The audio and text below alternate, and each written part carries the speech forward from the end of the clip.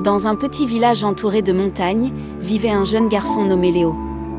Léo était un enfant plein de vie et toujours curieux, mais il avait un trait très particulier qui le distinguait des autres. Il aimait porter partout son grand parapluie bleu, même lorsqu'il faisait sec et ensoleillé.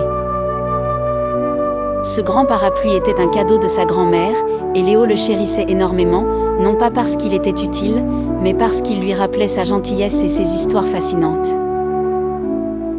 Au début, les villageois trouvèrent l'habitude de Léo adorable, mais peu à peu, certains se mirent à chuchoter derrière lui.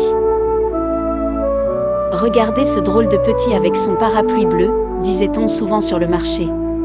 Peu importe où il allait, les remarques suivraient, à l'école, au parc, même à la boulangerie.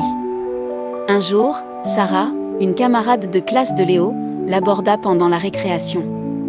« Pourquoi portes-tu toujours ce parapluie alors qu'il ne pleut pas ? Les autres enfants trouvent ça étrange, dit-elle. Léo, avec un sourire, répondit « Ce parapluie me rappelle ma grand-mère. Quand je l'ai avec moi, c'est un peu comme si elle était là aussi. » Surpris par sa réponse, Sarah comprit alors qu'il y avait des raisons plus profondes pour ces gestes que ce qu'on pouvait voir en surface. Elle décida de rester pour écouter les histoires de Léo sur sa grand-mère au lieu de se moquer.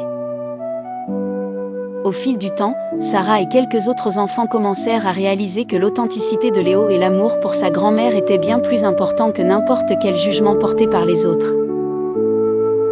Ces enfants rejoignirent Léo dans sa quête de nouvelles aventures, parfois en inventant de nouveaux jeux autour du parapluie bleu magique de Léo.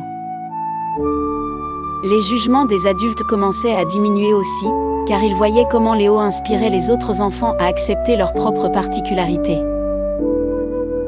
Le parapluie bleu devint un symbole d'acceptation et de fierté personnelle. Finalement, Léo réussit à montrer à tous que la véritable force réside dans l'acceptation de soi et le fait de ne pas succomber aux opinions des autres. Grâce à son innocence et à son amour indéfectible pour sa grand-mère, le village apprit une leçon précieuse sur l'importance de regarder au-delà des apparences.